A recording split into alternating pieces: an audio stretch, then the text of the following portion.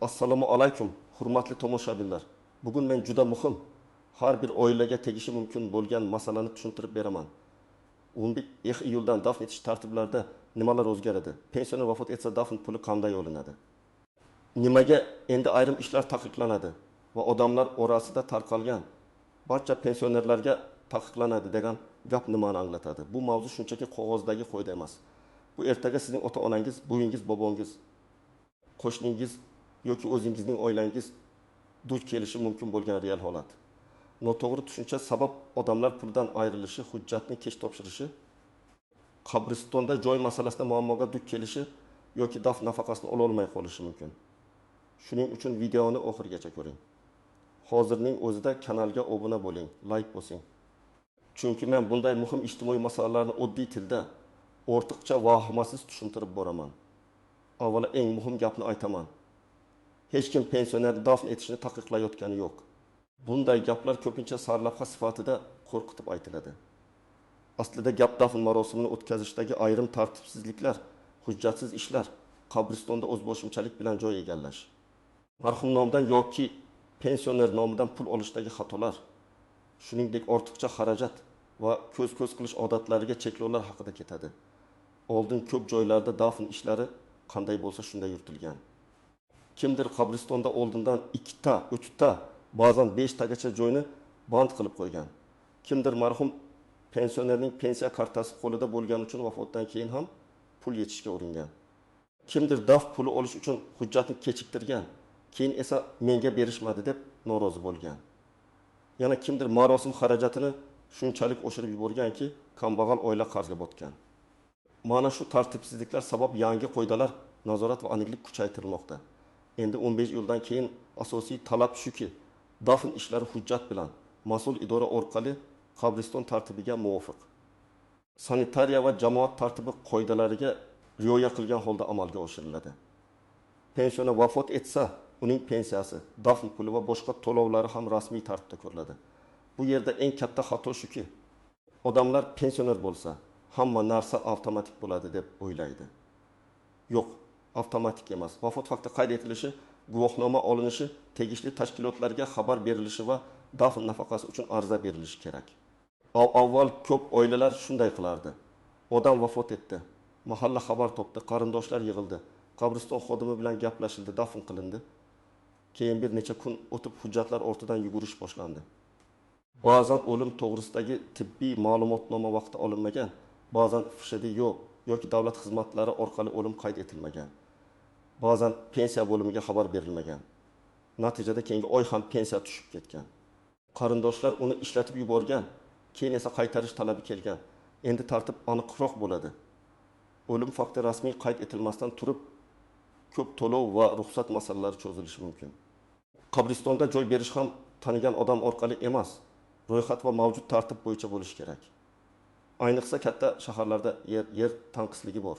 Shuning uchun men otamning yonidan yana 2 ta joy olib qo'yaman. Kelajakda kerak bo'ladi degan o'zboshimchaliklarga cheklov qo'yilishi tabiiy. Bu pensionerlarga qarshi emas, bu hammaga bir xil tartib. Yana bir o'zgarish. Marosim xarajatlari bo'yicha ham ijtimoiy bosimni kamaytirish zarurati bor. Odamlar ko'pincha el nima deydi deb o'z imkoniyatidan ortiqcha xarajat qiladi. Masalan, pensioner ota vafot etdi. Oila o'rtacha yashaydi. Lekin 3 kunlik osh, katta dasturxon, uzoqdan kelganlarga alohida mehmonxona, qimmat tobut, qimmat mato, qimmat transport, katta e'lonlar uchun qarz oladi. Natijada dafn marosimi tugaydi. Lekin oila 1 million, 2 million. Ba'zan undan ham ko'p qarz bilan qoladi.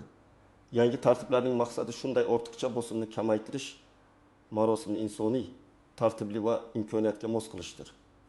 Birinchi navbatda. Uyda yoshi katta pensioner bor oilalar bu qoidalarni bilishi kerak. Men buni qo'rqitish uchun aytmayapman. Aksincha oldindan bilgan odam shoshilmaydi, aldanmaydi, hujjatini yo'qotmaydi, pulini vaqtida oladi. Agar sizning otangiz yoki onangiz pensioner bo'lsa, ularning pasport yoki ID kartasi, pensiya hujjatlari, tibbiy kartasi, yashash manzili bo'yicha ma'lumotlari qayerda saqlanishini biling. Vafot holati yuz bersa, oila a'zolari nima qilishini oldindan tushunib olish kerak. Ikkinchi guruh marhum pensionerning plastik kartasidan foydalanadigan qarindoshlar. Ko'pchilik bu masalada xato qiladi. Masalan, bugungiz har oy 1 milyon 200 ming so'm pensiya oladi. Kartasi kelinda yoki o'g'lida turadi. Bu vafot etdi. Lekin oila keyingi oy tushgan pensiyani baribir buvimizniki edi deb yechib oldi. Mana shu joyda muammo boshlanadi. Vafotdan keyin ortiqcha tushgan pensiya qonundan qaytarilishi mumkin. Chunki pensiya tirik odamning yashash ta'minoti uchun to'lanadi. O'lim qayd etilgan kundan keyingi davr uchun ortiqcha to'lov bo'lsa, u qarzdorlikka aylanishi ehtimoli bor. Shuning uchun pensioner vafotidan keyin kartaga tushgan pulni shoshilib yechmang. Avval pensiya jamg'armasi yoki tegishli tashkilot bilan aniqlashtiring. 3-chi guruh. Qabristonda oldindan joy band qilmoqchi bo'lganlar. Men tushunaman, odam ota-onasining yonidan joy bo'lishini xohlaydi. Bu hissiy jihatdan tabiiy, lekin yer umumiy tartib bilan beriladi. Agar hamma oldindan joy egallasa, ertaga haqiqatan vafot etgan odamni dafn qilishga joy topilmaydi. Shuning uchun men pensionerman, oldindan joy olib qo'yaman degan yondashuv noto'g'ri bo'lishi mumkin. Yangi qoidalarning barcha pensionerlarga taqiqlanadi deb talqin qilinadigan qismi ham ko'pincha mana shu. Tirik odam uchun qabristonda joyni noqonuniy band qilish, atrofini o'rab qo'yish, belgi qo'yish, pul berib olib qo'yish kabi ishlar taqiqlanadi. Agar siz hamma ishni rasmiy tartibda qilsangiz, xavotirga hojat yo'q. Pensioner vafot etsa, uni dafn etish mumkin. Diniy marosimlar ham odob va tartib doirasida o'tkaziladi. Dafn puli ham belgilangan hujjatlar asosida olinadi. Oddiy oila uchun asosiy vazifa o'limni rasmiy qayd ettirish, qabriston ma'muriyati yoki mahalla bilan kelishilgan tartibda joy masalasini hal qilish. Marhumning pensiya to'lovlari bo'yicha ortiqcha tushum bo'lsa, aniqlashtirish, dafn nafaqasi uchun ariza berish. Masalan, 74 yoshli pensioner ota vafot etdi. Oila tibbiy ma'lumotnomani oldi. O'limni rasmiy qayd ettirdi. Guvohnoma oldi. Mahalla orqali qabriston tartibi bo'yicha dafnni amalga oshirdi. Keyin marhumning farzandi dafn nafaqasi uchun kerakli hujjatlar bilan murojaat qildi. Bunday holatda hech qanday taqiq yo'q. Aksincha, tartibli harakat qilingan bo'ladi. Yana bir misol, 62 yoshli pensioner ayol qishloqda vafot etdi. Uning pensiyasi kartaga tushardi. Qizi kartani ishlatib yurardi. Vafotdan so'ng qizi kartadagi avvaldan yig'ilgan pulni va keyin tushgan pulni ajratmay ishlatib yubordi. Keyin tekshiruvda vafotdan keyingi ortiqcha pensiya aniqlansa, qaytarish talab qilinishi mumkin.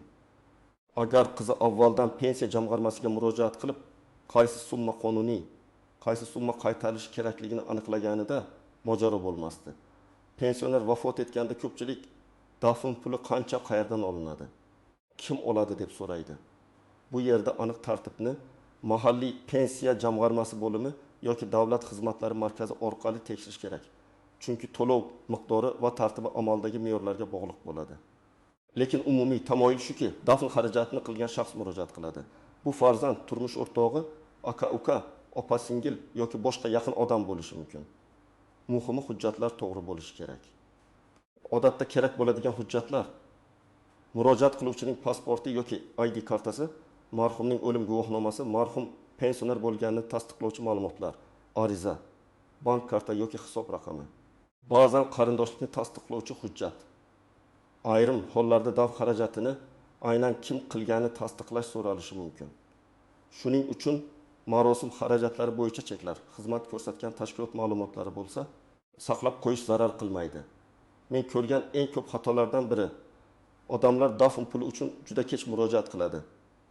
40dan keyin boramiz, yil oshidan keyin ko'ramiz, hozir vaqt yo'q deb yurib. Muddatlar o'tib ketishi mumkin. Shuning uchun men har doim aytaman, dafn marosimidan keyin hissiy holat og'ir bo'lsa ham, oiladan bir mas'ul odam hujjatlar bilan shug'ullansin. Bitta odam mas'ul bo'lsa, pasport yo'qolmaydi.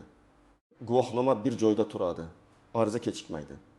15 yildan keyin eng ko'p e'tibor beriladigan yo'nalishlardan biri qabriston tartibi bo'lishi mumkin. Qabriston bu shaxsiy hovli emas. U yerda har bir qabrning o'lchami, yo'lak, kirish-chiqish, sanitariya talablari, xavfsizlik masalalari bor. Ba'zan odamlar qabr atrofini juda keng o'rab oladi. Yonidagi bo'sh joyni ham qo'shib oladi, katta panjara o'rnatadi, baland inshoot quradi. Natijada boshqa marhumlar uchun joy kamayadi. Yo'lak yopiladi, texnika kira olmaydi, qabriston tartibsiz ko'rinishga keladi. Masalan, bir oilada ota vafot etdi. Qabr uchun belgilangan joy 2 metrga 1 metr atrofida bo'lsa, oila atrofini 4 metrga 3 metr qilib o'rab oldi. kelajakda onamizni ham shu yerga qo'yamiz deydi. Lekin bu qonuniy tartibga zid bo'lsa, keyin qabriston ma'muriyati bu o'ramni olib tashlashni talab qilishi mumkin. Oila esa biz pul sarfladik deb norozi bo'ladi. Shuning uchun oldindan so'rang, qabr o'lchami qancha, qanday belgi qo'yish mumkin, panjara ruxsat etiladimi, yonma-yon joy ajratish tartibi qanday? Yana bir muammo. Dafn xizmatlari bo'yicha norasmiy pul talab qilish. Og'ir kunda oila savdolashishga kuch topolmaydi. Kimdir joy uchun shuncha berasiz, tezroq bo'lishi uchun alohida pul kerak.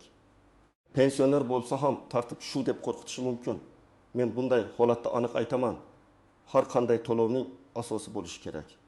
Agar xizmat pullik bo'lsa, chek yoki rasmiy kvitansiya so'rang. Agar kimdir noqonuniy pul talab qilsa, mahalla, tuman hokimligi, qabriston ma'muriyati yoki tegishli nazorat organlariga murojaat qilish mumkin. Og'ir kun odamni huquqsiz qilib qo'ymaydi. Endi ayrim istisnolarni tushuntiraman. Birinchi holat, pensioner yolg'iz yashagan, yaqin qarindoshi yo'q. Bunday vaziyatda mahalla ijtimoiy xizmatlar, hokimlik yoki tegishli tashkilotlar jalb qilinadi. Dafn masalasi qarindosh bo'lmagani uchun to'xtab qolmasligi kerak. Lekin marhumning hujjatlari, uy-joyi, pensiya kartasi, mulki bo'yicha keyingi jarayonlar alohida tartibda ko'riladi. Qo'shnilar yoki tanishlar marhumning kartasidan pul yechishi mumkin emas. Men dafn qildim, shuning uchun kartadagi pulni olaman degan yondashuv xavfli. Dafn xarajatini qilgan bo'lsangiz, rasmiy dafn nafaqasi uchun murojaat qiling. Lekin bank kartadan o'zboshimchalik bilan pul yechmang. Ikkinchi holat, marhum boshqa tumanda ro'yxatda turgan, lekin boshqa joyda yashagan. Masalan, pensioner Samarqandda ro'yxatda, Toshkentda farzandinikida yashagan va shu yerda vafot etgan. Bunday vaziyatda o'limni qayd etish, tibbiy ma'lumotnoma, dafn joyi, pensiya bo'limiga xabar berish bo'yicha savollar paydo bo'ladi. Eng to'g'ri yo'l vafot sodir bo'lgan joydagi tibbiyot muassasasidan ma'lumotnoma olish, o'lim guvohnomasini rasmiylashtirish, keyin marhum pensiya olgan hududdagi pensiya jamg'armasi bilan bog'lanish. Hujjatlar elektron tizim orqali ko'rinishi mumkin, lekin baribir mas'ul idoradan aniqlik oling. Uchinchi holat, pensioner chet elda vafot etgan, bu yanada murakkab. O'lim haqidagi hujjat chet davlatda beriladi, u tarjima. Tasdiqlash yoki konsullik tartibidan o'tishi mumkin. Dafn qayerda bo'lishi, jasad olib kelinadimi yoki o'sha yerda dafn qilinadimi? Bularning barchasi alohida hujjat talab qiladi. Bunday holatda elchixona yoki konsullik bilan bog'lanish zarur. Pensiya to'lovlarini to'xtatish va ortiqcha tushum masalasi ham rasmiy hujjat asosida hal qilinadi. 4-holat, pensionerning bank kartasi, PIN kodi, telefon raqami farzandida bo'lgan. Bu juda keng tarqalgan. Men buni tushunaman, ko'p keksalar bankomatdan pul yecha olmaydi, ilovadan foydalana olmaydi. Lekin vafotdan keyin bu karta bilan harakat qilish ehtiyotkorlikni talab qiladi. Agar vafotdan oldin tushgan pensiya bo'lsa, u marhumning mulki sifatida meros masalasiga kirishi mumkin. Agar vafotdan keyin ortiqcha tushgan bo'lsa, qaytarilishi mumkin. Shuning uchun karta bo'yicha bankdan va pensiya bo'limidan maslahat olish kerak. Endi men sizga aniq qadamlarni aytaman. Buni eslab qoling yoki videoni yaqinlaringizga yuboring. Birinchi qadam. Uyda pensioner yaqinlaringizning hujjatlari tartibli tursin. Pasport yoki ID karta, pensiya ma'lumotlari, bank kartasi, telefon raqami, tibbiy hujjatlar qayerda ekanini kamida 2 yaqin odam bilsin. Lekin bank kartasi PIN kodini hammaga tarqatmang. Bu xavfsizlik masalasi. Ikkinchi qadam, vafot holati yuz bersa, avval tibbiy ma'lumotnoma oling. Uyda vafot etsa, tez yordam yoki tegishli tibbiy xodim chaqiriladi. Kasalxonada vafot etsa, shifoxona hujjat beradi. O'lim sababi va vaqti rasmiy qayd etilishi kerak. 3-qadam, o'lim guvohnomasini rasmiylashtiring. Bu hujjatsiz keyingi ishlar qiyinlashadi. O'lim guvohnomasi, dafn nafaqasi, pensiya to'lovlarini to'xtatish, meros, bank masalalari, uy-joy hujjatlari uchun kerak bo'ladi. 4-qadam, qabriston masalasini faqat mas'ul shaxslar orqali hal qiling. Mahalla, qabriston ma'muriyati yoki belgilangan xizmat bilan gaplashing. Joyni oldindan noqonuniy band qilishga, yo'l atrofini kengaytirib olishga, ruxsatsiz qurilma o'rnatishga shoshilmang. Qancha joy ajratiladi, qanday belgi qo'yiladi, qanday to'lov bor, barchasini aniqlang. 5-qadam, dafn nafaqasi uchun muddatni cho'zmang. Marosimdan keyin oiladan bir odam barcha hujjatlarni yig'sin. O'zining ID kartasi, marhumning o'lim guvohnomasi, bank hisob raqami, kerak bo'lsa qarindoshlik hujjati bilan pensiya jamg'armasi bo'limiga yoki davlat xizmatlari markaziga murojaat qilsin. Agar onlayn imkoniyat bo'lsa, rasmiy portal orqali tekshirsin. 6-qadam. Marhumning pensiya kartasidan foydalanishni to'xtating. Kartada pul bo'lsa ham avval aniqlashtiring. Vafotdan keyin tushgan pulni ishlatib yuborsangiz, keyin qaytarish majburiyati chiqishi mumkin. Bu oilaviy janjalga ham olib keldi. Biri men dafn qildim, boshqasi bu meros, uchinchisi bu davlat puli deydi. Eng to'g'risi rasmiy javob olish. 7-qadam barcha xarajatlarni imkon qadar hujjatlashtiring. Dafn xizmati, transport, qabr qazish, boshqa zarur xizmatlar bo'yicha chek yoki yozma tasdiq bo'lsa, saqlab qo'ying. Men odamlarni ortiqcha qog'ozbozlikka chaqirmayapman, lekin hujjat bo'lsa, ertaga nizo kamroq bo'ladi. 8-qadam. Ortiqcha marosim xarajatlariga berilmang. Dafn marosimi hurmat uchun qilinadi, odamlarni hayratga solish uchun emas. Pensioni ota-onani hurmat qilish degani oilani qarzga botirish emas. Agar oilaning imkoniyati 3 million so'mlik marosimga yetsa, 15 million so'mlik xarajat qilish shart emas. Marhumga eng katta hurmat tartib, duo, halollik va yaqinlarning birligi. Eng birinchi yashirin xavf, mish-mishlarga ishonish. 25 iyuldan pensionerlarni dafn qilish uchun alohida ruxsat kerak emish. Endi falon yoshdan oshganlarga joy berilmas emish. Dafn puli bekor bo'libdi, kabi gaplar tarqalishi mumkin. Men sizga mutaxassis sifatida shuni aytaman. Har qanday ma'lumotni rasmiy manbadan tekshiring. Mahalla, pensiya jamg'armasi, davlat xizmatlari markazi, tuman hokimligi yoki rasmiy saytlar orqali aniqlang. Telegramdagi noma'lum audio yoki qo'shnining gapi qonun emas. 2-xavf, hamma shunday qiladi degan bahona. Hamma kartadan pul yetsa ham bu to'g'ri degani emas. Hamma qabristonda joy band qilsa ham bu qonuniy degani emas. Hamma marosim uchun qarz olsa ham bu aqlli qaror degani emas. Yangi tartiblar aynan shu hamma shunday qiladi degan odatlarni kamaytirish uchun kerak. 3-xavf, meros bilan pensiyani aralashtirish. Marhumning vafotigacha yig'ilgan puli, bankdagi omonati, uy-joyi, buyumlari meros tartibida ko'riladi. Lekin vafotdan keyin noto'g'ri tushgan pensiya yoki ijtimoiy to'lov meros bo'lib qolavermaydi. Buni farqlash zarur. Agar shubha bo'lsa, notarius, bank va pensiya jamg'armasidan alohida ma'lumot oling. 4-xavf, bir odam hamma hujjatni olib boshqalarga ko'rsatmasligi, oilalarda ko'p nizo shundan chiqadi. Masalan, katta o'g'il o'lim guvohnomasini, bank kartani, uy hujjatini olib qo'yadi. Qolgan farzandlar hech narsani bilmaydi. Keyin meros, dafn puli, pensiya qoldig'i bo'yicha janjal boshlanadi. Men tavsiya qilaman, oilada hujjatlar shaffof bo'lsin. Kim nima uchun murojaat qilayotgani yaqinlarga aytilsin. Demak, 15 iyuldan keyingi daf qoidalar haqida gap ketganda vahimaga tushish kerak emas, lekin beparvo ham bo'lmaslik kerak.